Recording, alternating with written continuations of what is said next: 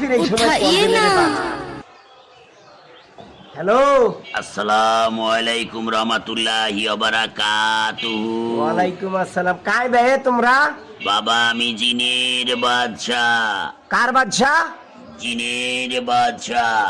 তুমি কি করি মেলা? বাবা শরীফুল তোর কপাল খুলি গেছে। তোরা মোর নাম কেমন কি জানেন? বাবা শোক জানে, বাবা শোক জানে, জানিয়া তোর তো ফোন দিছে, মানে বাবা ফোন দিছে, তোর কপাল খুলছে বাবা। এ বাবা কপাল খুলছে?